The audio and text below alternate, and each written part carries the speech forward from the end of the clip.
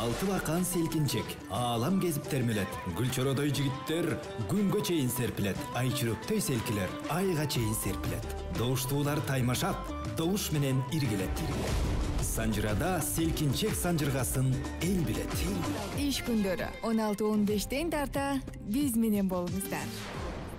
57-77-98 сандары сиз менен бизди байланыштырсын. Андан сырткары Санжыра радиосунун Instagram баракчасына кош келиңиз. Биздин баракчага кат алып жазылып, ал жактагы келген таланттардын сүрөтүнүн астына добуштарды узата берсеңиздер болот. Кудай буйруса бирге болобуз. Программабызды баштадык. Бүгүн Селкинчек долбоорунда элдик таланттардын тандоо турунун 44-чү айлампасы башталганы турат. 44-чү айлампанын кадырлуу коноктору Бейшен уулу Учкун жана Мамбеталиева Мадина студиябызда конокто. Кол чабуулар болсун. Биздин Учкун мырзаны жана Мадина айымды коштоп колдоп, аккордеондун коштоосунда эфирибизге шаң маанай кошом деп Бакыт агабыз конокто. Кош келипсиз Бакыт байке. Көрүп турганыбызга сизди да кубанычтабыз. Жакшы келдиңизби? Күнүңүздөр менен. Рахмат. Бирге болсун, чоң рахмат. Келиңиздер, Учкун мырза, Мадина айым, алгачкы ирет Санжыра радиосунун эфир толкунунда отурасыздар. Мен сиздерди көргөнүмө өтө кубанычтамын. Элдик таланттарыбыздын тандоо турунун бүгүн 44-чү айлампасы. 4 жана 4 саны бул өзгөчө жуттар экенсиздер. Жакшы бир ырымдап туралы, балким ушундай катарлаш чыгып, жакшы бир достук жеңиши менен жыйынтык болуп калабы деген үмүтүм чоң. Келиңиздер, өзүңүздөрдү тааныштырыңыздар. Кайдан келдиңиздер, кайда окуйсуздар, кайда окуп бүткөнсүздөр же болбосо каяктын кызы, каяктын уулу болосуздар, ыр чөйрөсүндө канчадан бери алашып жүрөсүздөр, музыкалык билимиңиздер барбы, Селкинчек долбоорун канча убакыттан бери көрүп атасыздар, же көрөсүздөр, көрүп келгенсиздер дегендей. Келиңиз жакындан таанышалы. Ким баштайт? Сиз баштайсыз. Саламатсыздарбы? Катуураак сүйлөңүз. Бардык кыргыз элиме салам жолдоймун. Жана ошондой эле мен Мамбеталиева Мадина Сүйүналиевна 1996 жылы Нарын областынын Нарын районуна караштуу Ташпашат деген айылында туулганмын. Өзүм Бүбүсара Бейшеналиева атындагы Кыргыз мамлекеттик маданият жана искусство университетинин салттуу музыка жана фольклор кафедрасын аяктаганмын. 3 жыл болуп калыптыр. Ошо Санжыра радиосун угуп келебиз. Бардык кыргыз эли угат го дейм. Баарыңыздарга ийгилик. Кыялданчу элеңиз Селкинчекке катышсам мен дагы деп. Албетте. Кыялданчумун. Бүгүн кыялыңыз ушу 44-чү жукка тош келген экен, Ошондой болгон экен. Сон жакшы. Мадина сулунун маңдайында отурган Учкун мырза, келиңиз. Кезек сизде болсун, өзүңүздү тааныштырыңыз. Саламатсыздарбы? Мен Бейшен уулу Учкун. Ош областынын Каракылжа районунда төрөлүп, жарык дүйнөгө келгем. Университетти бул жакта окуп бүттүм, Бишкекте. Кыргыз Республикасынын Юр академиясында тергөөчү аяктап бүткөм. Азыркы учурда Бишкек шаарында жашап эмгектенем. Эч кандай музыкалык билимиңиз жок? Музыкалык билимим жок. Жөн гана эл ичиндеги талантсыз, Агыр чөйрөсүнө аралашып ырдап кызыгып калганыңызга канча убакыт болду? Мектепте окуп жүргөндө ырдап калчумун мындай. Ошол вакыттан бери ырдап келебиз. Анан тергөөчү болгондон бери ырдабай калдыңыз. Анан тергеген жакпай калып кайра ыр дүйнөгө келдиңиз. Ошондойбу? Жакшы. Ардактуу армандар, караңыздар, ар бириңиздердин жүрөгүңүздөрдө ушундай жакшы бир жан дүйнөңүздө ыр дүйнөсү жашасын дейли. Биздин тергөөчүлөрдү ырчыгын канатабыз бүгүн биз. Катарга кошулуп келген таланттарды колдойм десеңиз 57-77-98 сандар кызмат кылып атат. 0312 бул шаарыбыздын коду. Кимиңиздер биринчи күлөнтөсүдөр? Айтыңызчы Учкун мырза, сиз Селкинчек долбоорун көрүп жүрөсүз, угуп жүрөсүз, Мен эфирин көрбөп турмун, бирок радиосун анчам чугуп калчу.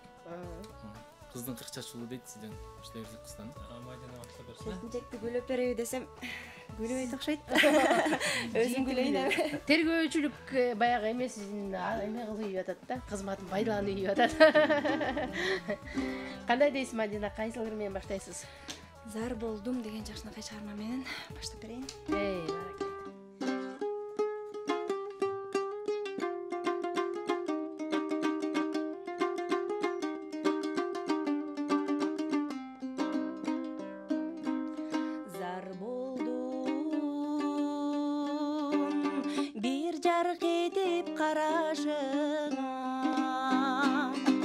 Çırmaldım suyunun zor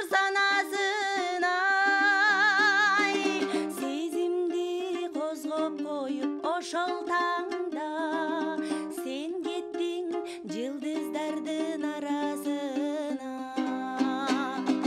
сезимди козгоп коюп ошол таңда сен кеттиң жылдыздардын арасына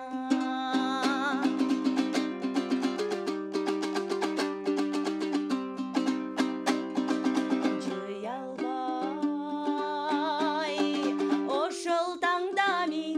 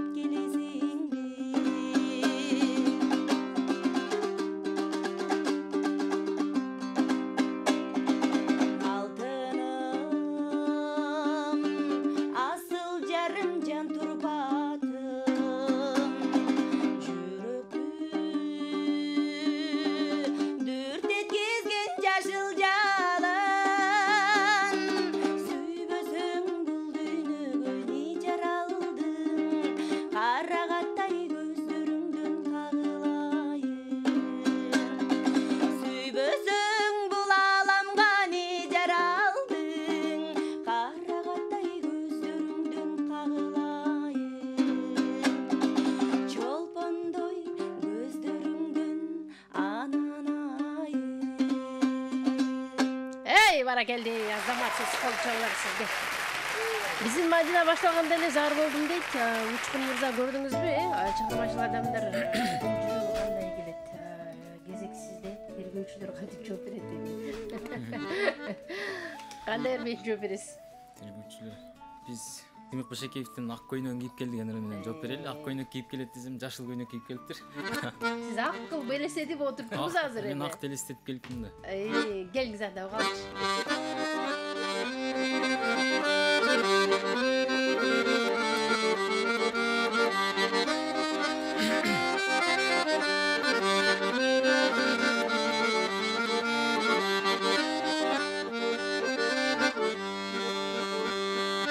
Коңур күздө түшөт сары жалбырак, келчи жолун күтөм карап жалдырап. Сүйүңөргө суктандым мен деген сибай, көк асмандан тамчы тамчы жаш кулап. Жолугуган ак көйнөгүн кийип кел, жодур карап бул жашоону сүйүп кел. Кабагыңдан капалыгың сездирбей, жарык маанай жаркылдап сени күлүп кел. Бүгүн маған ак көйнөгүн кийип кел.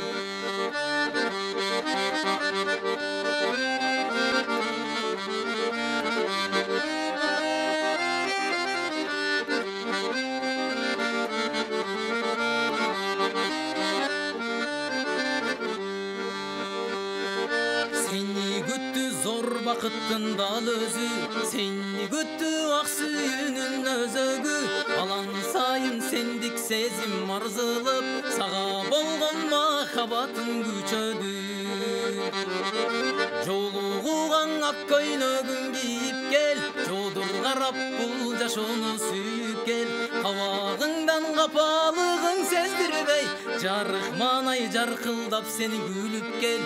Бүгүн маған ак көйнөгүн кийип кел.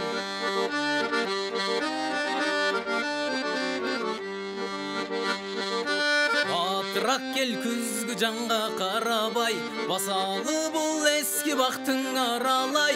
Сапырылган жалбырактар шудурап, кыялымдың алып учат сагалай. Жолугуган ак көйнөгүн кийип кел, жодур карап бул жашоону сүйүп кел. Кабагыңдан капалыгың сездирбей, жарык маанай жаркылдап сени күлүп кел. Мага жаккан ак көйнөгүн кийип кел. Бүгүн маған ак көйнөгүн кийип кел. Ай, баракелди, азаматсыз колчоолор сизге Учкун мырза тергөөчү болбой эле ушундай өрчөп калганыңыздан кийинче ак көйнөк көк көйнөк Жашыл көйдөк деген ырлардын баарын ырдап калмак экен. Автор болуп калмак экен. Ооба. Эң сонун азаматсыз. Азыр эми угармандардын пикирин угуп коелу. Биздин Мадина айымбы же Учкун мырзанын ырдаганы өзгөчө сизге жагып атабы? Эмнеси менен пикир калтырыңыз. Ар бир айлапада 3төн угарман жана бир угарман бирдей жолу бир кара тарапка добуш бериши керек. Бизде болсо мейман бар. Саламатсызбы? Кандай Алмагүл? Жакшыбыз, өзүңүз кандайсыз? Кош келдиңиз. Денсаулыктарың жакшыбы? Эң сонун өзүңүз кандайсыз? Ат башы таанысың да, мамлекети жакшы жатабы? Таныдык да, сизди кантип тааныбайбыз? Менин эки талантка таланттары күчөй берсин. Менин окуучу балам келген тур алдыкы бурчта отурган бакы менин окуучу балам. Бердибек агай. Саламатсызбы агай, жакшысызбы? Ушу коштоп келген жакшы кандай бакла, жигитке берем. Жакшысызды айтып кел. Аз Бердибек агай жалпы кыргызстандыктарга ат башы деген мамлекетте тааныштырып ушинтип күн сайын келип турат бизге. Келиңиз. Кимди колдойн деп атасыз? Мына тиги бакыны коштоп келген жигитти колдоп. Абе. Рахмат. Рахмат чоң. Рахмат, бар болуңуз.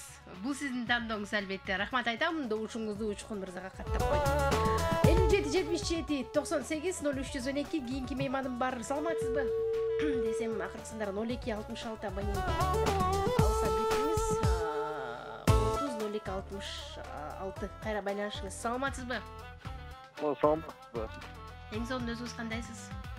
Жакшы, өзүңүздөр кандайсыздар? Баары сонун. Атыңыз ким? Атым Нурик. Нурик, кайдан чалдыңыз? Бишкек шаарынан. Чын атыңызды айтып койбойсузбу, Нурик? Нурсултан. Ошентсеңиз. Учкун мырзага берет элем добушумду. Нурик дегенде эле билгем да ошону. Рахмат. Бар болуңуз. Бишкектен чалып атасыз, Рахмат сизге. Аты жөнүңүздү, кайдан байланышканыңызды толук маалымат айтып туруңуз, себеби биз үчүн өтө маанилүү ким кайдан чалып жаткандыгы. Бизде кийинки мейман бар. Саламатсызбы? Алло, Алмагүл алтыным, кандайсың? Ойбай, кенжечекем кандайсыз? Жакшы, денсаулык бар, жакшы, өзүңүз жакшысызбы? Үй бүлөң менен аман болгой. Чоң рахмат. Кызыма, балама денсаулык, узун өмүр, оросоор кабыл болсун. Мен добушумду балам өрүп коеюн, кенжечектин атынан. Бактылуу болобой балам. Рахмат. Бактылуу болобой. Чоң рахмат, айтканыңыз келсин. Рахмат, ыраазычылык билдирем добушуңузду Учкун мырзага. Келиңиз анда жолдогу ак көйнөгүң, мага жаккан көйнөгүң кийип келет. Демек буга чейин жолугушкан окшойсуздар. Мен билбейт окшоймун да Мадина айым. Келиңиз, ошо жаккан көйнөгүңүз каякта? Демесе жалгызымсың деген жашынакай чыгарманы кабыл алып коюңуздар. Бали.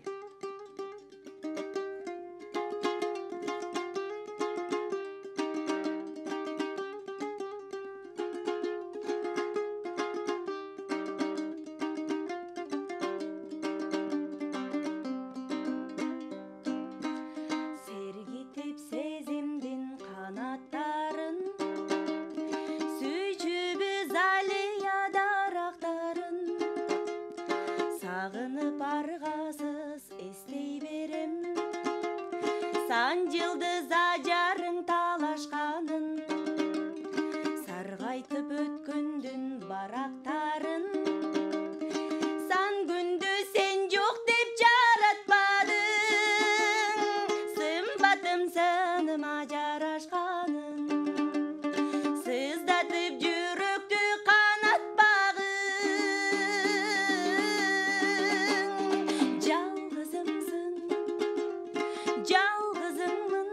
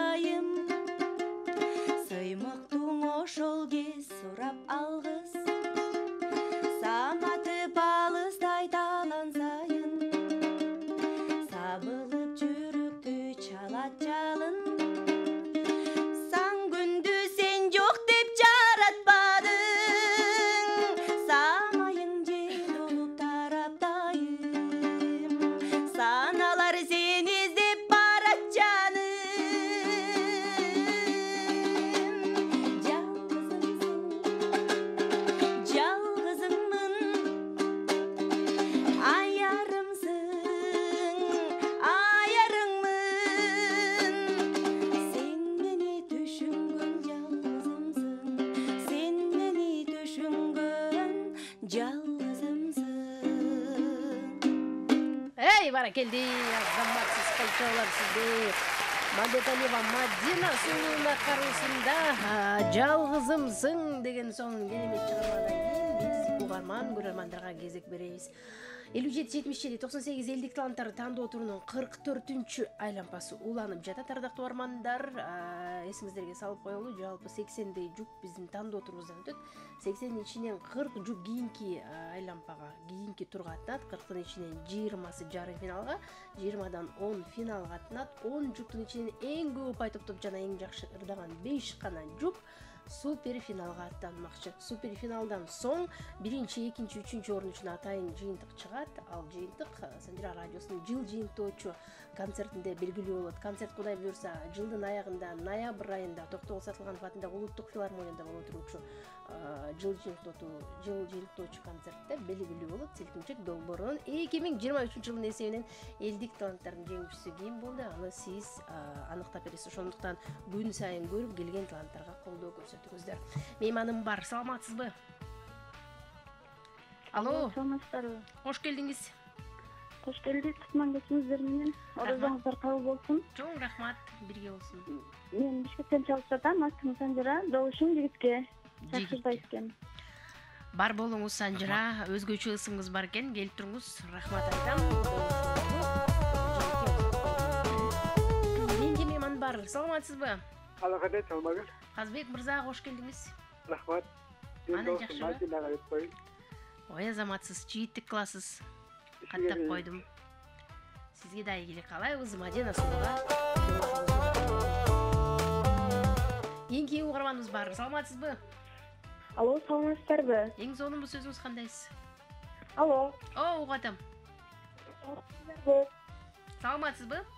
Мен Бейшем ушунга каттапсыздарбы?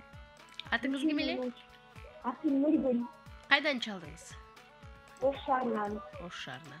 Рахмат. Чоң рахмат, бар болуңуз. Каттап койдум. Бизди кайсыл тарапта көрүп атышат, кайсыл тарапта угуп атат, биз үчүн өтө маанилүү. Ошол себептен ар бир чалып жаткан угарман аты жөнүңүздү айтып, каяктан байланышып атасыз, НТС каналынан көрүп атасызбы же Санжира радиосунан угуп атасызбы, маалымат берип турсаңыздар абдан сонун. Келиңиз анда жигиттин гүлү жалгызымсың деген сонун керемет ырдан кийин сиз Керемет ырдан кийин керемет сүй деген ыр менен жооп берели. Эй, баракелди. Сапалы керемет.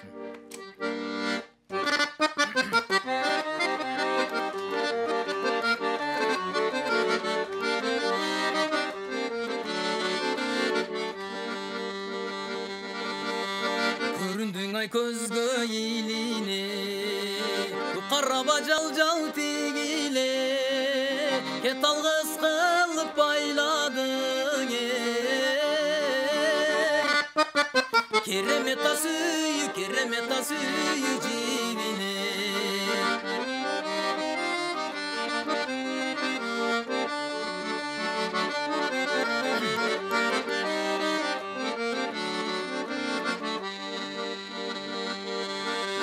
Карашың аймага ок болуп, калтырайтай денем чок болуп, камдаган жыл сөздөрүңө.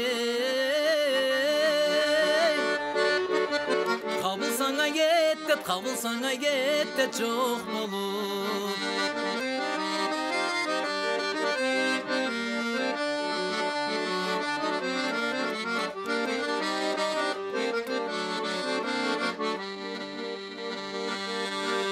Секетима кирпи кирмеген, себепкер сенсиң сезимге, чыгалгыс кылып чырмадың.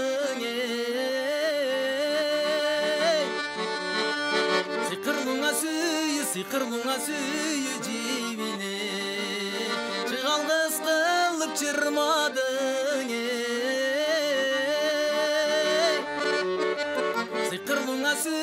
Сыйкырлуңа сүйү жибине.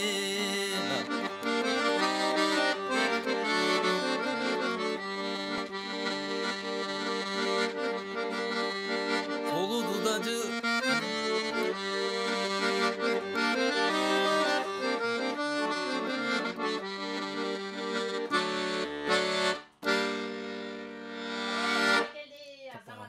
Канча болар сизге толкунданганыңыздан сиздин.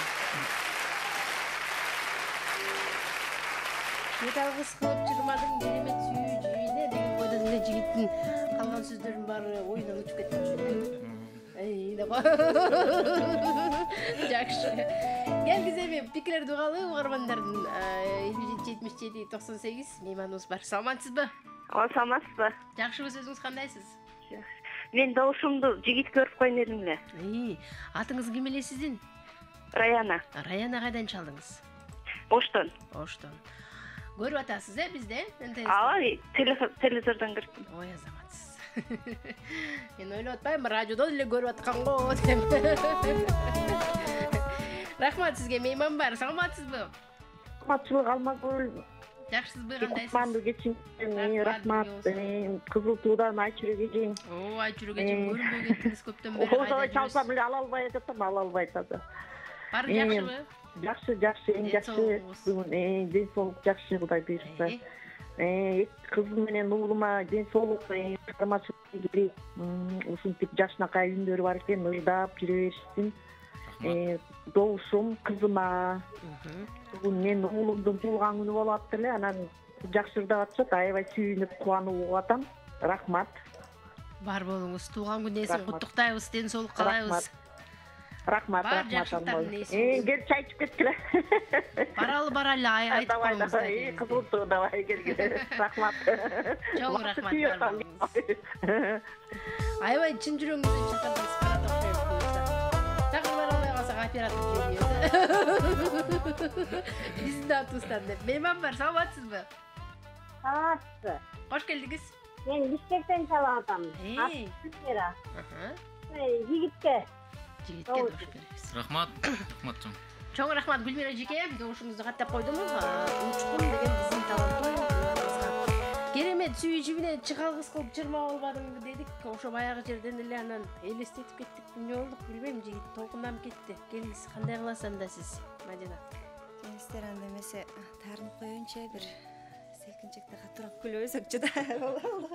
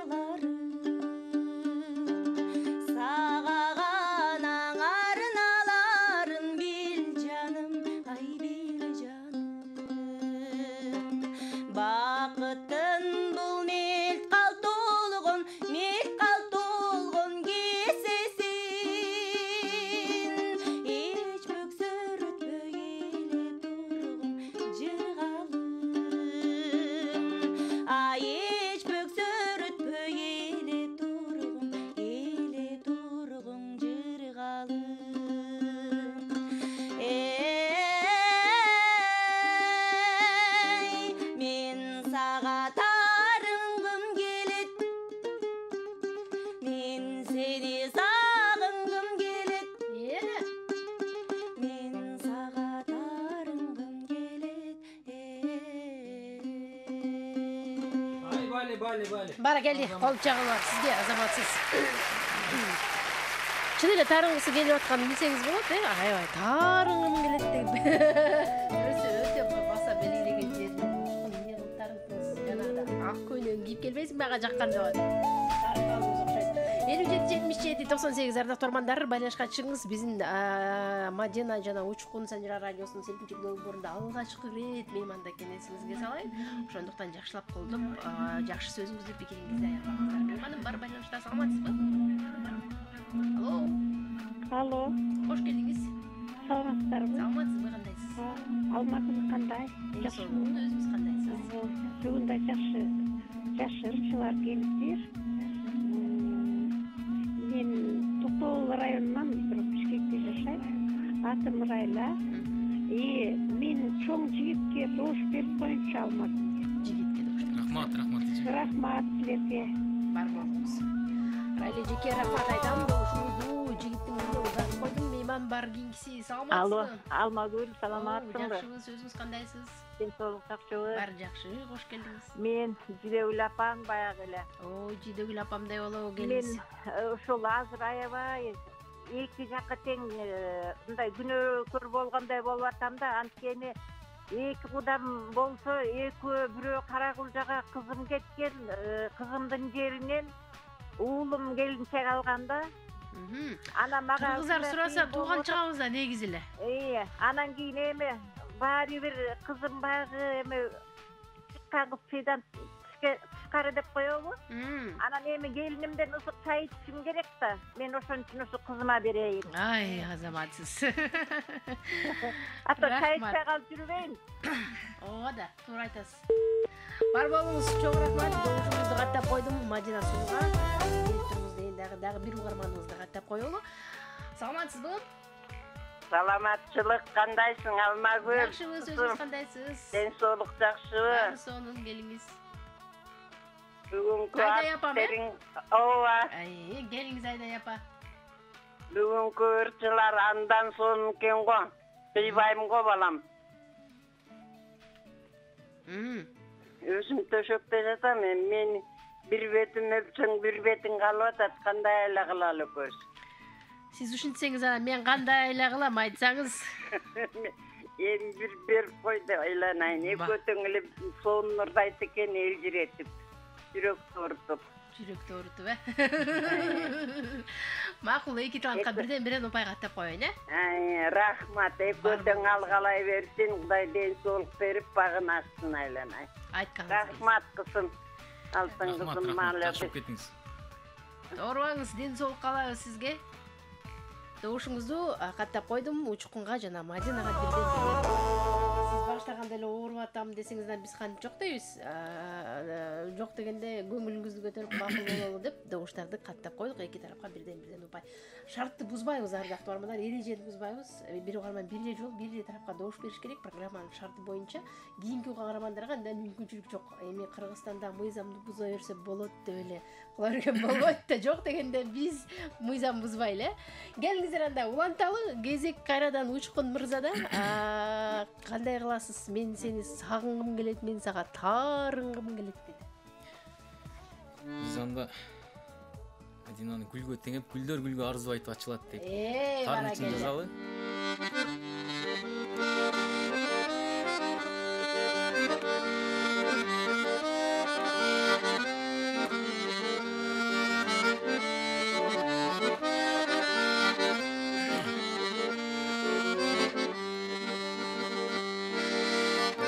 Тарабым бир гана сен жыттанып, бажырайган көздөрүңө суктанып, бакытындай мүнөт сайын сен эстеп, баскан изиң башкалардан кызганып, баскан изиң башкалардан кызганып.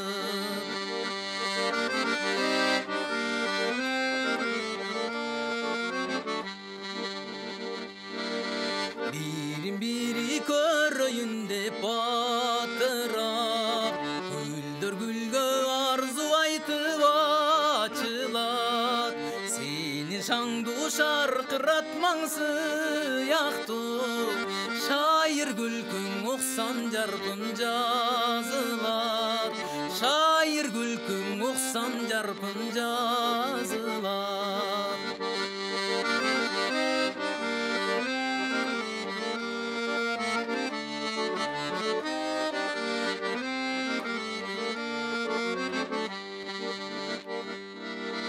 Жылдыз болуп көзүң турса күнүңдө уктай албай бүткөн боюң дүрүлдөп Булбул бактан түнү бою тилбезе бул дүйнөнүн ырахат эй сүйүдеп бул дүйнөнүн ырахат эй сүйүдеп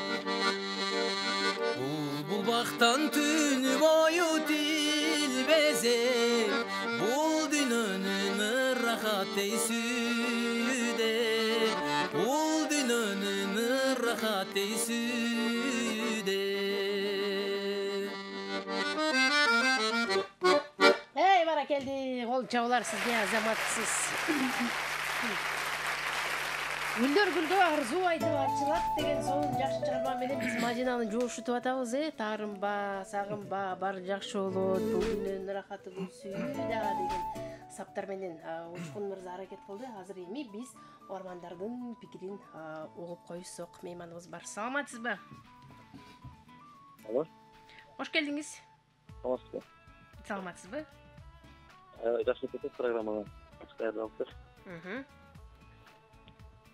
Бул жакта мен жигитке добуш берейин дедим. Жигитке добуш бересиз. Атыңыз ким эле? Рахмат. Атым Алманбек деп Бишкектен чыгып Рахмат.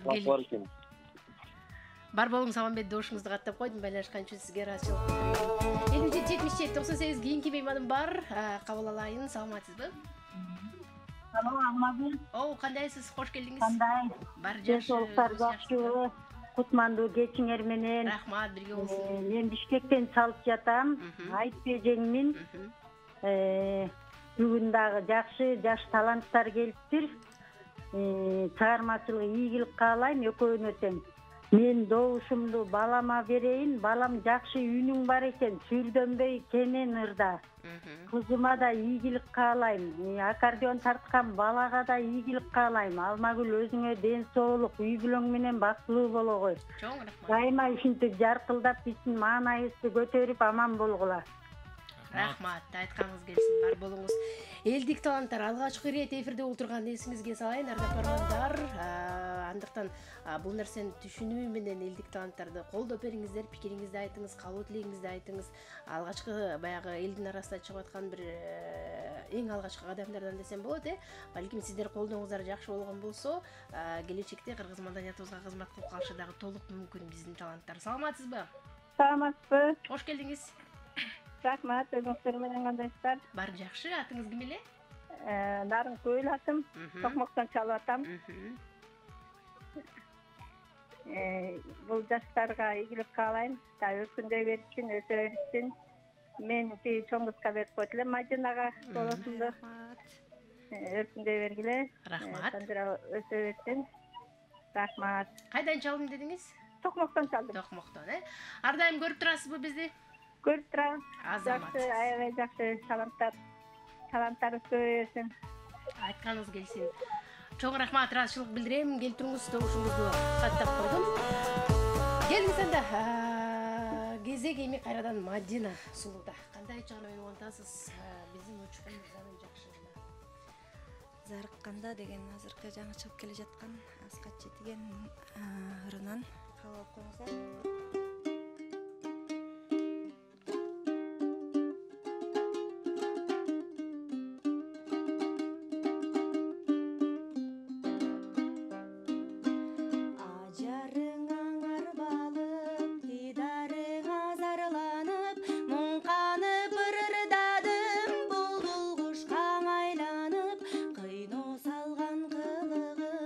Кызгалдактай буралып, күн кечке созом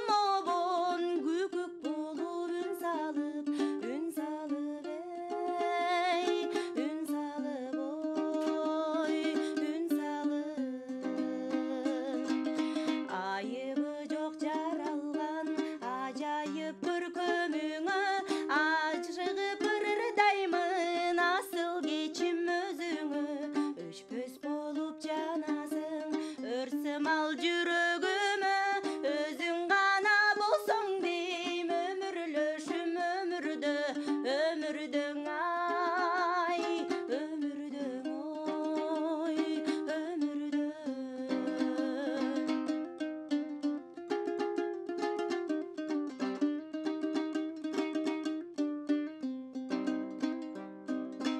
миң сулуунун ичинен бир өзүңдү каалаймын туткуну болдуң эргем туш алган бул жагдайдын бир өзүңдүң ойлоймун бир өзүңдү самаймын тагдырга башымды ийип тарттым сен деп убайым эй убайым ой убайым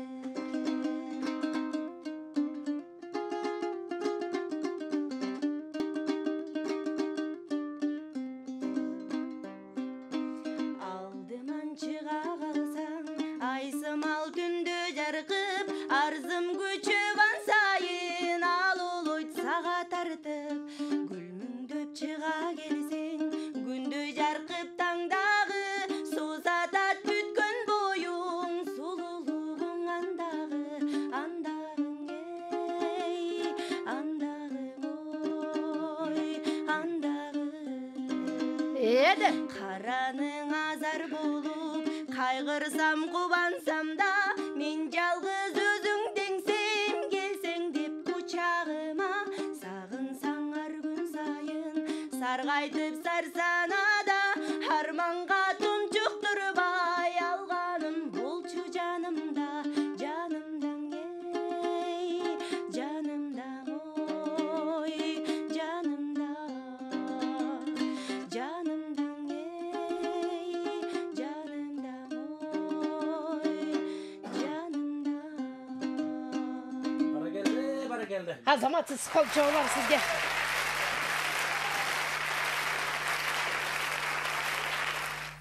Караңыз, Учкун мырза, Мадина сизге кандай гана эми чыгармалар абдан көп, ырлар көп, ошолордун ичинен эң жаңысын, эң таттуусун, эң сонунун тандап туруп атат.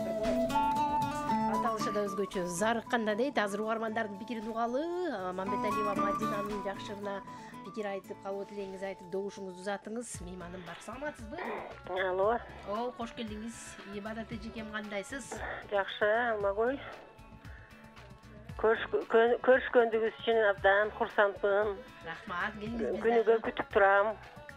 Алмагүл экранда качан жарык кетирип элдин астына алып чыгат деген эңсөлөр менен жашап атабыз. Рахмат, апа, бар болуңуз. Ушундай жакшынакай уул кыздарды эл ичинен сууруп алып чыгып, көгүлтүр экрандын астына чыгарып атасың, айланып кетейин. Жаштар жашсын деми, жаш жүргөн жерде эле жаңырык чыгып туруш керек. Жалындаган оттор күйүп туруш керек. Жаштыктын жалыны менен жакшы рахаттарга жетиш керек. Жаздын леми менен бар болуңуздар, ийгиликтер болсун. Талантты ташкындатып баштабаш керек, баштагандан кийин аягына чейин. Роза Манованын эжекенин ырдап атасың кызым. Абдан угуп, эжекенин артынан чуркап, колуңан келсе ошол кишиден жакшы тарбияларды алгының. Эми экөөңөргө тең ийгиликти каалайм. Кыргыздын уул кыздары бар болуңуздар, студенттик турмуштар, жашоолор бакубат өтсүн. Музыканттарга ийгилик. Аккордеон менен тең карып, чарчабай, чалыкпай, музыка менен жашай бериңиздер. Рахмат. Мен добушумду жигитке берейин. Асанкалы Керимбаевдин ырынан дагы көбүрөөк ырдап берчи. Рахмат. Бар болуңуздар, Ибадат эже, Бишкек шаары, Алмагүлгө ден соолук. Чоң рахмат, бар болуңуз, айтканыңыз келсин. Байланышкан үчүн ыраазычылык билдирип добушумду каттап койдум. Келип туруңуз, кийинки мейманым бар, 57-77-98 сандарын терген. Саламатсызбы? Саламатсызбы. Кош келдиңиз, кутман кечиңиз менен. Келдик. Мен Бишкектен келип атам. Атым Искендер. Добушумду жигитке берейин дегем. Учкун мырзага. Рахмат сизге. Голосу абдан жакшы экен, таланты бар экен. Рахмат, чоң рахмат. Бар болуңуз, рахмат. Ыраазычылык билдирип добушуңузду каттап койдум. Ар бир айлампада 3төн угарман кийинки мейманым бар. Саламатсызбы? Саламатсызбы Алмагүл? Жакшыбы, сөзүңүз кандайсыз? Жакшы. Күндүн ачылышы менен да куттуктап коеюн. Рахмат. Эфириңиз да гүлдөп аткан экен бүгүн. Таланттарга болсо ийгилик, экөөнөр өнөр соткоттен. Талайбек байкем окшойт, Жок, тынчтык. Ой, тынчтык байкем, кечиресиз. Анан мен добушумду мына бүткөнбой дүркүрөп аткан жигитке берип коеюнчу, дүркөбөй, сүрдөбөй жакшы ырдаса мындан чоң. Рахмат, чоң рахмат. Анан ийгилик барыңыздарга. Бар болуңуз. Сизге да ийгилик каалайбыз. Сизге да чыгармачылык ийгиликтер болсун. Добушуңузду каттап койдум жигиттин гүлүнө. Келиңиз кезеги кайрадан сизде Учкун мырза зарыкканда деген сонун чыгарма.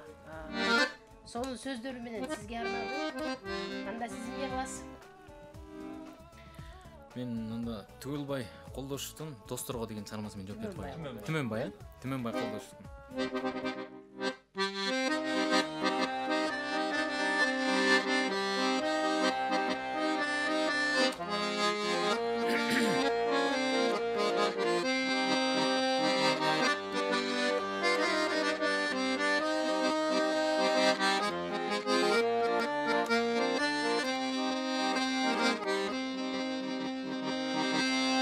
Жар бойлоп чие тапса санап жешкен, жаш кезде шокту кылып таяк жешкен. Таппаймын берер дүйнө досторума, тандашып жакшы кызды аяш дешкен. Досторум ыйманга жол салгылачы, досторум элдеп күйүп жаңгылачы, өзгөрсүн жакшы жакка тагдырыңар. Өзүңөр ушул бойдон калгылачы, өзүңөр ушул бойдон калгылачы.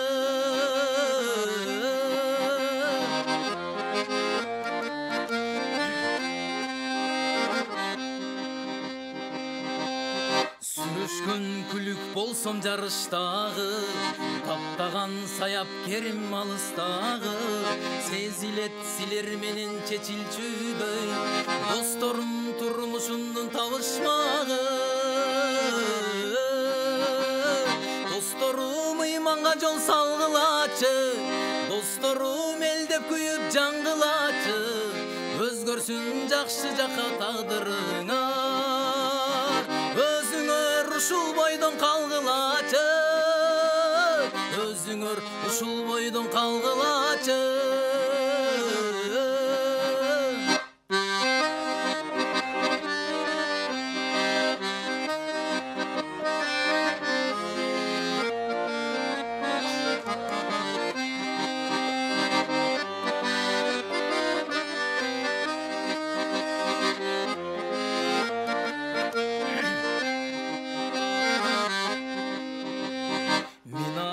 Arzu ümit ınağımın, suyunun berip singer gül azığın, silerdey asıldarga koşkonuna, miniret jaratkanga ırazımın.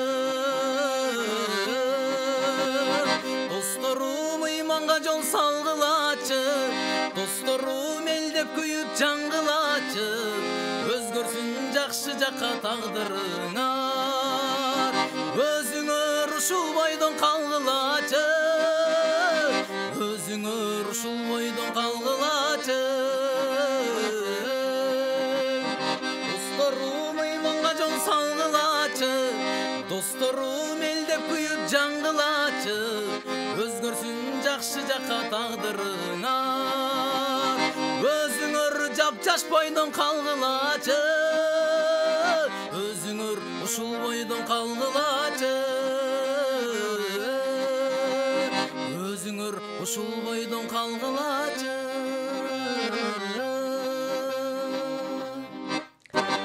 Эй, баракелди, ол чабалар сизге азаматсыз. Дарыканда деген сонун чыгармадан кийин эле досторду сагынып кеттиңизби, досторду эстеп кеттиңизби же жок достордун жардамы керек болдубу билбейм. Учкун мырза, эмне болуп кетти сизге? Жакшы элеби бар, Бир досу чалып ийди окшойт ошо. Ошону эстеп кетти. Чалып эстетип, достор менен жашоо кызык дейт го. Достор добуш берип атса кантип аналар кырдабай коеюн деп ойлондуңуз анан, Угармандарыбыздын пикири бар экен, кабыл алып коелу. Саламатсызбы? Ооба, саламатсызбы? Саламатсызбы, кош келдиңиз. Атым Салтанат, эми Бишкек шаарынан чыгып атам. Бул жак жигиттин атын унутуп калдым, ошого добушум. Учкун мырза. Учкун мырзага. Рахмат. Бар болуңуз, күн сайын көрөсүзбү? Жок, биринчи жолу көрүп атам агайдын эмеси менен. Агай бул эмени көргүлө деп аябай бизге реклама кылып атат да. Бакыт агайгызбы? Салам. Рахмат. Салтанат чоң рахмат. Бар болуңуз, Салтанат, рахмат, ыраазычылык билдиребиз. Бакыт мырзанын жанында отурган үчүн учкун коюп койдуңуз. Агайым айтты эле го, эки сөз бир кылбайын деп. Мейман бар, саламатсызбы? Саламатсыз. Кош келдиңиз. Кош келдик. Менин достум Мадинага. Атыңыз ким эле? Айзада. Айзада, кайдан чалдыңыз? Сокулуктан.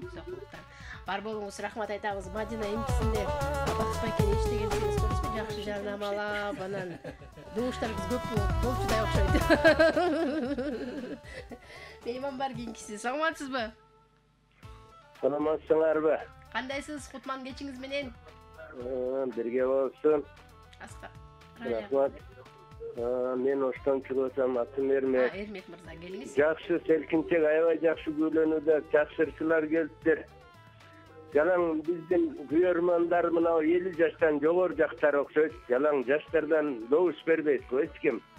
Алмагыз. Жаштар чалды эртеден бери учкундун достору, Жалаң эскилер неме популяр болуп атат азыр. Рахмат силерге. Мен карындашыма берип коем болот. Мадина эжекебизге. Рахмат айтабыз. Мадина сулуга сиздин добушуңузду каттап койдум. Ош жеркесинен Эрмек мырза биздин туруктуу көрөрман угармандарыбыз. Бизди жаштар деле көрүп атат, угуп атат. Болгоналар байлашка чыккандан эринишет. Биздин апаларга, аталарга окшоп кайра чалгандан эринишет. Бизде айма азыркы жаштар ушундай болуп калып атат, мындай. Жадам кайрылыгыбыз аз да. Бир-эки чалгандан кийин албасаң койчу деп телефондорго салып кетип калабыз. Ал эми апалар ушу аталарыбыз тажабай кайра чалып атып анан байлашка чыгып атышат. Эми оңой эмес эфирге кошулуп калыш чынында. Анан ошончо эмгек талап кылып атса дагы биз менен бирге болгон жалпы биздин туруктуу күйөрман сүйөрмандарыбызга терең ыраазычылыгыбызды билдиребиз. Бар болуңуздар, мээнетиңиздерди билебиз, сиздердин аракетиңиздерди баалайбыз дегендей. Мен кээде айрым учурда өзүм байлашка чыга албайгам да эфиргечи, башка коноктор келгенде чалып коеюн деп жалал албай таң калам да, ошондо баа берем биздин угармандарга. Бар болуңуздар, азаматсыздар. Ардактуу угармандар, 17:15 минутта РТС телеканалы жана Санжыра радиосунда кыска жардамалык түрмөк бар. Андан соң Бейшен уулу Учкун жана Мамбеталиева Мадинанын кереметтерларына күбө болосуздар. Кийинки экинчи бөлүгүбүздө жардамадан соң биз сизди күтөбүз. Чогуу болуңуз. Алты бакан селкинчек, аалам кезип термелет. Гүлчородой жигиттер күнгө чейин серпилет. Айчүрөктөй селкилер айга чейин серпилет. Добуштуулар таймашат, добуш менен иргилет. Санжырада селкинчек санжыргасын эл билет. Иш күндөрү 16:15 тарта биз менен болуңуздар. 17:23 минут ардактуу угармандар, көрүп жана угуп атканыңыз Санжыра радиосунун селкинчек долбоору эл ичиндеги элдик таланттардын тандоо турунун 44-чү айланпасын улантып жатабыз. Катарыбызга жаңы кошулган көрөрман угармандар болсо бирге болууга чакырам. Алдагы 40 мүнөт аралыгында чогуу жакшы чыгармаларды угуп, көңүл маанаңызды көтөрүп, жакшы чыгармаларды угуңуз, добушуңузду бериңиз, байланышка чыгыңыз. 507-57-77-98 WhatsApp номерибизге жоң гана сунуштар болсо жазып койсоңуз болот. Ал эми добуш берүүлөр, добуштар бир гана чалуу аркылуу кабыл алынат. 557-77-98 сандары кызмат кылып жаткан учуру. Андан сырткары Санжыра радиосунун Instagram баракчасы да кызмат кылып атат. Келген таланттардын сүрөтүнүн астына өзүңүздүн добушуңузду жазыңыз керек. Ал үчүн Санжыра радиосунун Instagram баракчасына катталуу болушуңуз шарт. Эгер катталбай жөн эле добуш берген болсоңуз, ал добуш эсепке кирбейт. Программабыз уланталы. Бейшен уулу Учкун жана Мамбеталиева Мадина бүгүн студиябызда конокто. Эки талантты коштоп колдогон биздин Бакыт мырза дагы мейманда экенин эсиңизге салып коелу. Мандайлар жакшы отурасыздарбы? Мадина, биздин жигит Учкун сизге жактыбы? Чыгармачылыгы албетте, ырдаганы, үнү дегендей учкун Мадина айнын ырдаганда кандай баа берип атасыз? Эртен бери угармандар силерге баа берип атпайбы? Эми силер бири-бириңиздерге кандай баа узатасыздар? Үнү жакшы экен, менин ырчы болбогондуктан мындай караганда жакшы, сонурда атат. Назик мукамды жакшырдайт. Мадина сизгечи? Мага да абдан жакты, үнү аябай колжу. Каждый нотага түшүп, окулуктуу экен, азаматсың. Көп ырчыларга караганда төлгөйдө ырдайт экен. Каяктан жүрүп эле тергөөчү болуп калган деп эле ойлоп атам. Эмне себеп болду экен тергөөчү болуп калганына деп, андай мындай укканда эле башкача ойлор келет да, тергөөчү дегенде эле. Тергөөчү деп мындай көрүнбөйт экен, тескерисинче музыкальныйды бүткөндө эле мындай эмес бар экен да, дамыл бар экен. Тергөөчүлөр кичине кабак кашы бүркөлгөн, мындай олуттуу болуп өзүнчө, Тамаша. Учкун маанайлар жакшы. Бүгүндөн баштап ырчы болууну каалап калдыңыз, ого өтө. Бирок телефонду көп карабайбыз, тергөөчү экениңизди түшүндүк, бирок телефон көп карабайбыз, угармандар айтат анан кечкене телефондун карай бересиң деп. Программабызды баштадыганда улантып берели. Ырдоо кезеги менимче Мадина эжекебизге келген. Келиңиз, Мадина сулуу кандай кыласыз? Жагасыз, жактуу деп сурап калбаңызбы? Анан эми сиз мага жагасыз деп ырдап берейин. Бара келди.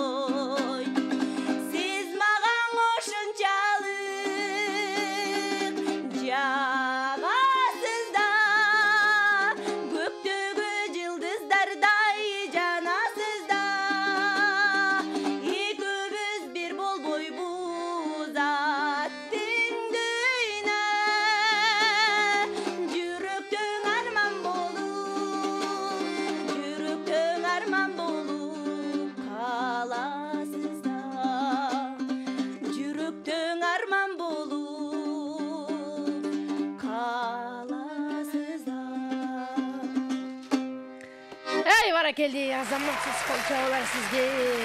Мадина суу мындай экен, башында эле айтып койсоңуз, Учкун мырза аракет деле кылбайт болсо керек эле. Эртеден бери ак көйлөк кийип келчи, гүлдөр гүлгө арзуусун айтсынчы деп аябай аракет кылып деле. Сиз мага жагасыз, бирок биз экөөбүз бир болбойбуз дейт.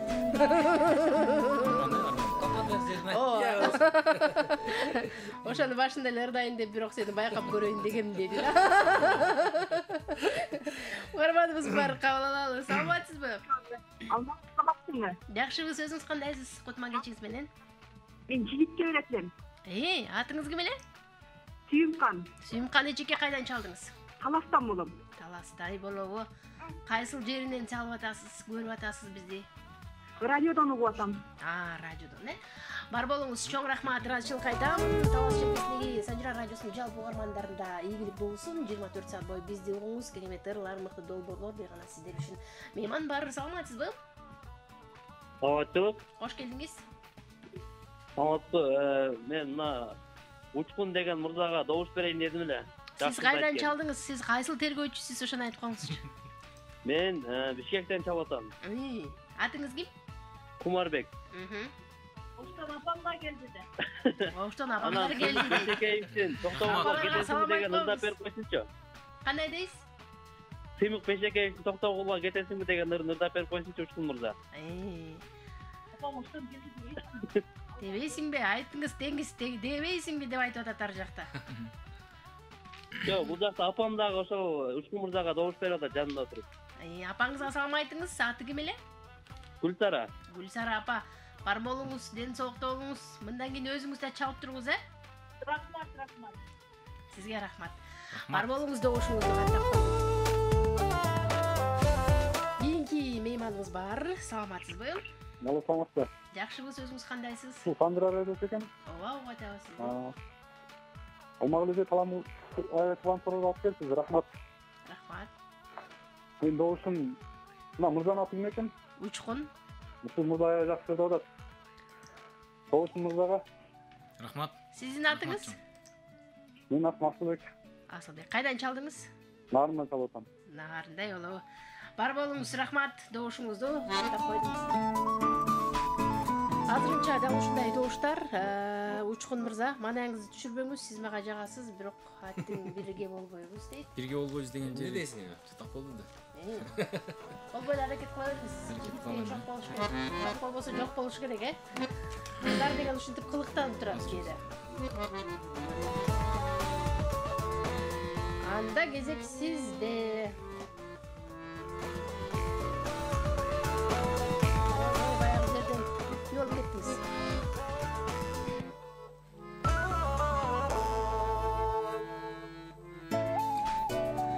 Санжира радиосунун Instagram баракчасына катталып жазылып, добушуңузду бергенге даяр болуңуз. Келген таланттардын сүрөтүнүн астына өзүңүздүн билдирүүңүздү жазып калтырыңыздар. Биз сиздерди күтөбүз. Ал үчүн Санжира радиосу деп издеп, Instagram баракчабызга катталып болушуңуз керек. Катталбай жүргөн добуш берген болсоңуз, ал добуш эсепке кирбейт. Добуштарды каттоо кийинки турга чейин жүрөт. Андыктан күн сайын күнбү түнбү добуштарды узата бериңиздер. Келиңиз анда уланталы. Кандай кылабыз, Учкун мырза? Азыр жогоруда бир угарман чалып кетти, Сыймык Бешекеевичтин ырларынан, дейби? Сыймык Бешекеевичтин жалгызтам деген ыры менен жооп кайтарып коелу. Байле.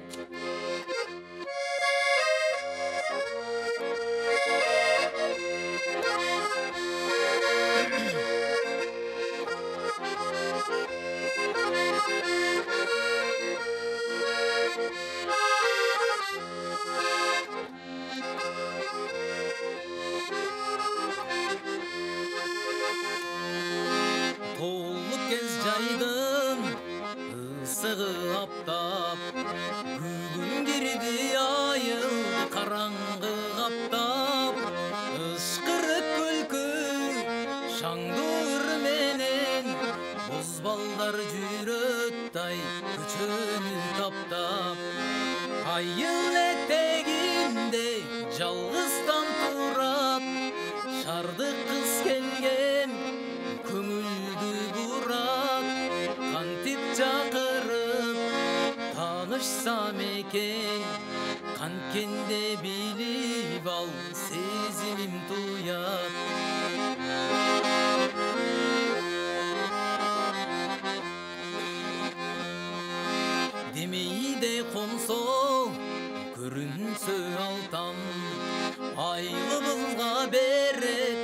бөтөнчө бир шаң жылдыздар батып торгойун салат чыкпайт шардык кыз ай атат жаңы таң айыл этегинде жалгыз таң турат шардык кыз келген көңүлдү бурат кантип чакырып танышсам экен канткенде билип ал сезимим туят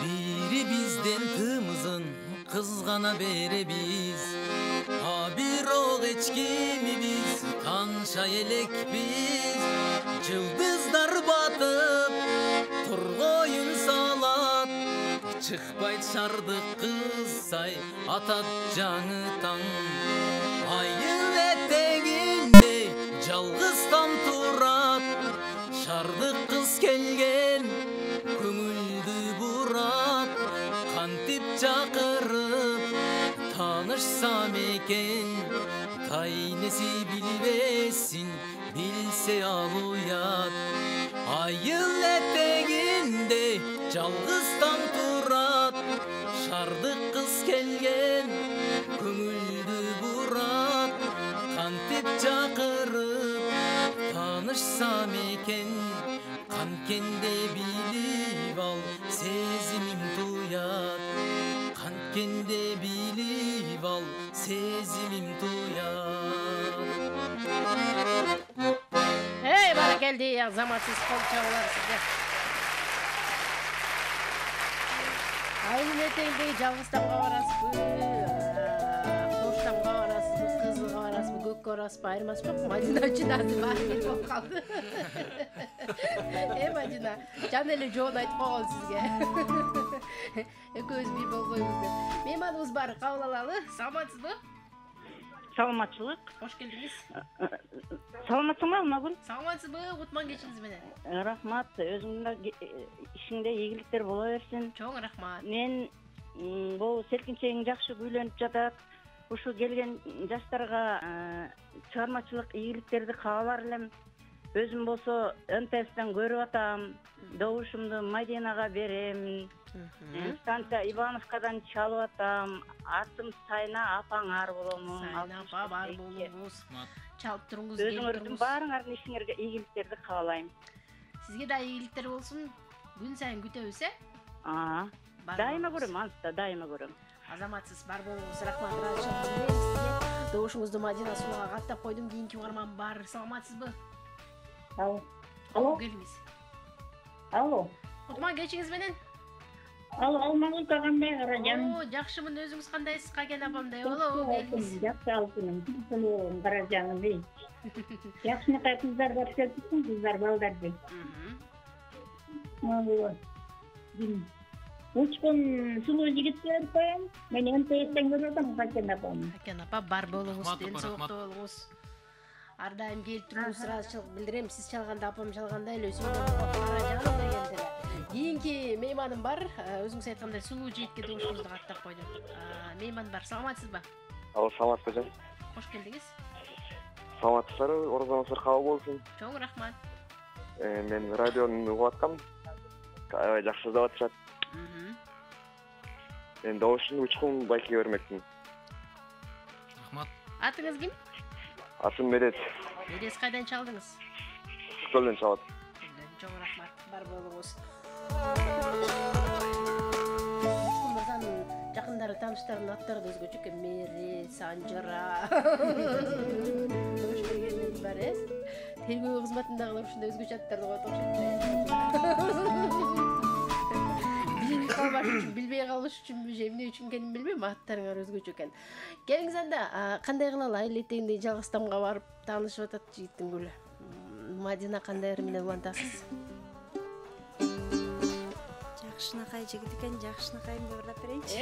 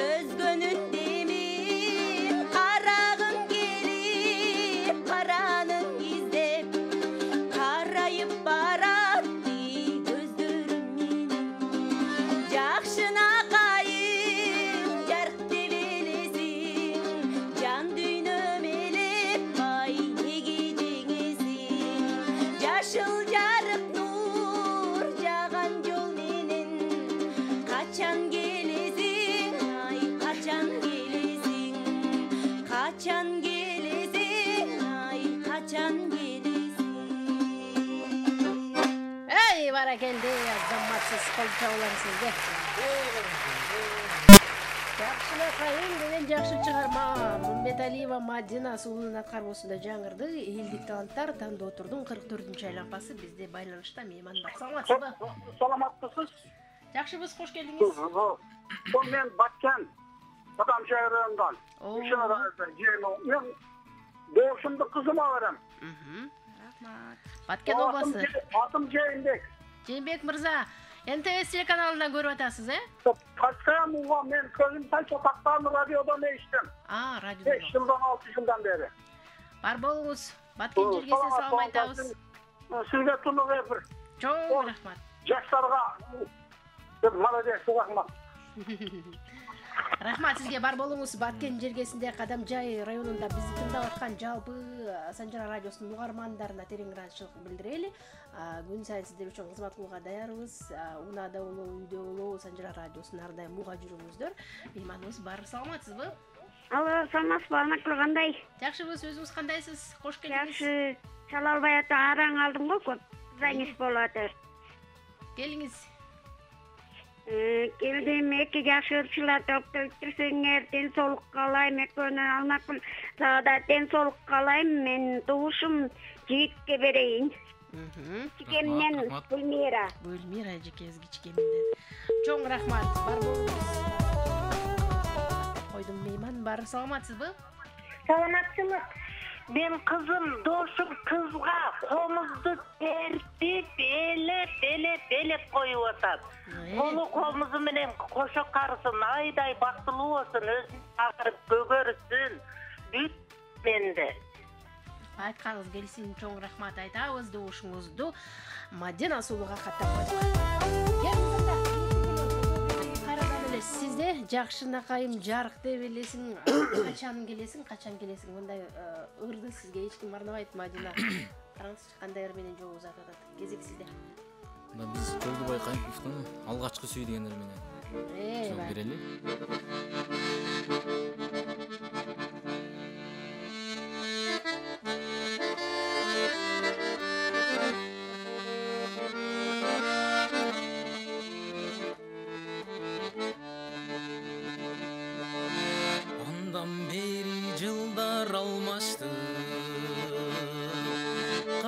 Çaçtı bulak kar bastı, sürse dağı mezgildi, esten yetmey suyum algaçkı. Sürse dağı mezgildi, esten yetmey suyum algaçkı.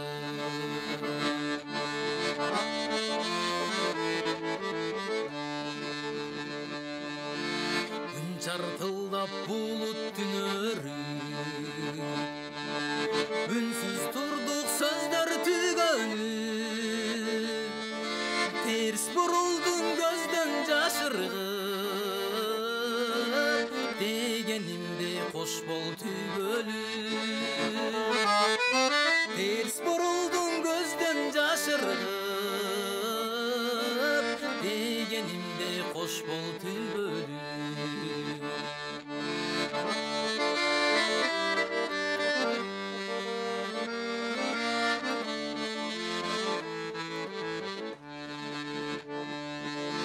Yaştı korkup nurlu yüzünden, erdin tatlı şirin yüzünden, aralıktın barın bağındım, har gün sayın görüm düşünden. Aralıktın barın bağındım, har gün sayın görüm düşünden.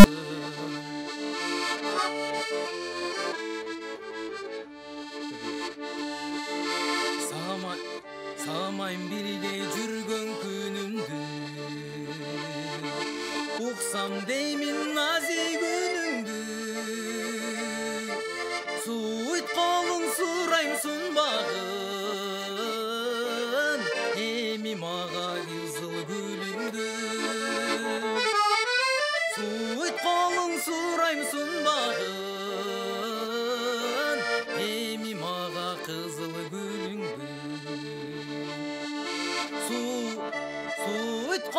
сурайм сунбагын эми мага кызыл гүлүңдү.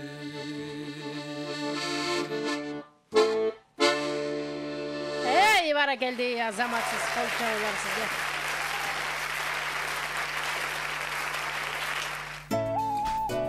Мына ушундай ардактуулар жакшы чыгарма менен программабызды улап атабыз. Азыр бүгүн эсерден байланышка чыккан соңку 3 чыгарманын добушун угуп коелу. Андан соң жыйынтыктоочу чыгарманы Мамбеталиева Мадинанын аткаруусунда угабыз. Мейманыбыз бар, саламатсызбы? Саламатсыңар. Кош келдиңиз кутман кечиңиз менен. Селкинчеңер жакшы күйлөнүп атат. Рахмат. Азаматтырчылар. Мен Бишкектен Айсулуу, добушум жигитке. Жигитке добуш беребиз. Рахмат Айсулуу. Бар болуңуз, рахмат айтам добушуңузга. Кийинки мейманыбыз бар, 57-77-98 сандарын тирген. Саламатсызбы? Жакшыбыз, өзүңүз кандайсыз? Кош келдиңиз.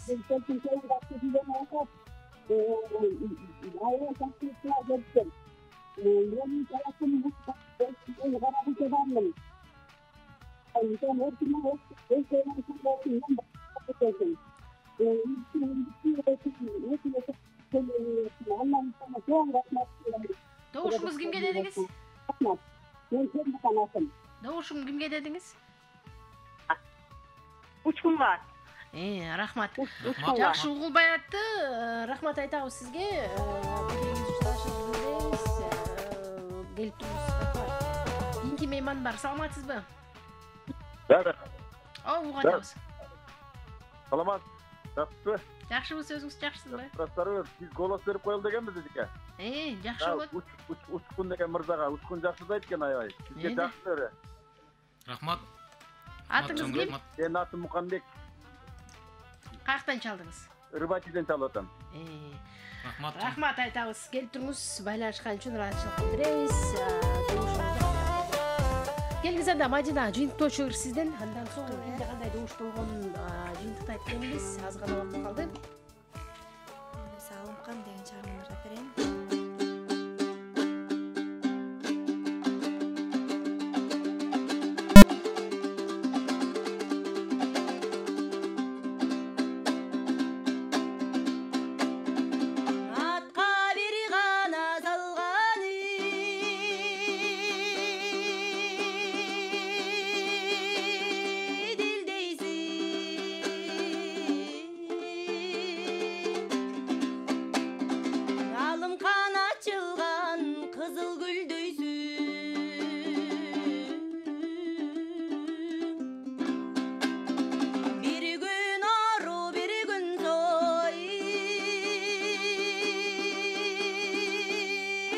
Алымкан азабыңды тартсам билбейсиң.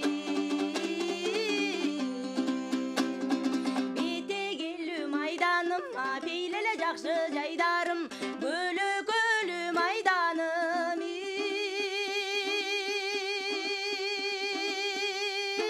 Алымкан көңүлүү жакшы жайдарым.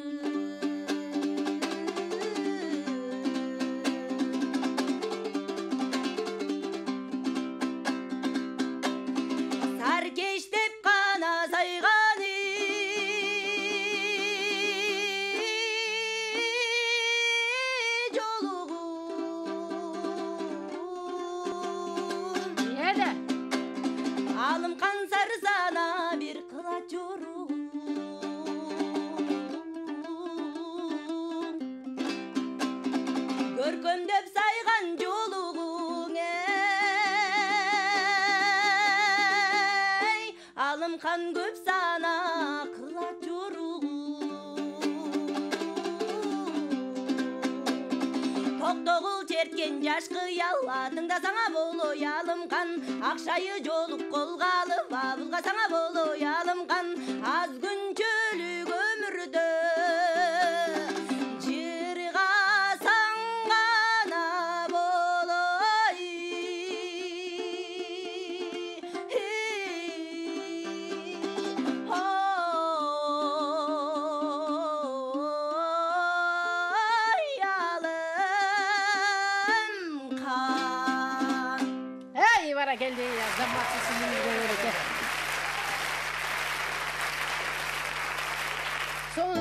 экен Мадина дагы ырдап таптап күн сайын ушул чөлөсүндө жүргөн болсоңуз сизден жакшы ийгилик болчу да Мадина, азаматсыз. Эмеңиз ошо мускалап абыздай Бакыт мырза бир жакшы тембриңиз өзгөчө экен. Ийгилик каалайбыз сизге. Баягы үйдө отуруп калбай, ырдап, аралашып, эфирлерге көп чыгып турабыз, азаматсыз. Ал эми Учкун мырза, сиз тергөөчү болуп эле бүгүндөн баштап көрчү болуңуз. Бүгүн сиз Кыргыз элинин жылдызы болдуңуз. Угармандарыңыздын пикирлери, каалоо тилектери көбүнчө сиз тарапка добуштар болбодубу? Келиңиздер, эркин микрофон узатайын, жыйынтыктоочу. Манайлар кандай, жакшы болдубу, сиздер ойлогондой болдубу, тоолор басылдыбы дегендей. Микрофон сиздерде. Абдан сонун болду деп ойлоп атам. Учкунга дагы ийгилик. Ар дайым эл алдында ардап, дагы ийгиликтерди каалайм. Ошо селкинчек жакшы эле күлөндөгө деп ойлоп атам. Ийгилик болсун сиздер дагы, азаматсыз. Учкун мырза, келиңиз. Эфир сонун өттү, аябай жакшы өттү. Мен мындай эфирге келбегендиктен сүрдөө болду аябай менде адашып. Сонун болду, сиздерге ийгилик, ишиңиздерге. Ардайым ушинтип элди көңүлүн көтөрүп ушинтип жүрө бериңиздер. Жалпы жамаатыңыздарга рахмат. Анан мага добуш берген көрөрмандарга, баарыңыздарга терең ыраазычылык билдирем. Чоң рахмат баарыңыздарга. Азаматсыз. Рахмат сизге дагы. Жыйынтык боюнча Мамбеталиева Мадина угармандардын каалоосу, угармандардын тандоосу, угармандардын добушу менен өзүнүн чөнтөгүнө 10 упайга ээ болду. Азаматсыз кол чалат. Мамбеталиева Мадинага дагы кошумча добуштарды узатам десеңиз, Санжыра радиосунун Instagram баракчасына кат алып жазып, ал жакта келген эки таланттын сүрөтүнүн астына добуштарды жазып узатсаңыздар болот. Бардыгын өзгөртүп коюш сиздин колдо. Себеби мен билем, мүмкүн эсебинен байланышка чыга албай калгандар абдан көп болду. Аларды кошумча добуштарды Instagram баракчасы аркылуу кабыл алабыз. Ал үчүн биздин каналга катталып жазылганды дагы унутпаңыздар. Ал эми Бейшен уулу Учкун угармандардын тандоосу менен өзгөчө тергөөчүлөрдүн жардамы менен деп коем. Өзгөчө ысымдуу, досторунун колдоосу менен деп айтсам жаңылбайт окшоймун. Бүгүн өзүнүн чөнтөгүнө 24 упай топтоп жеңишке калды. Колчолор болсун.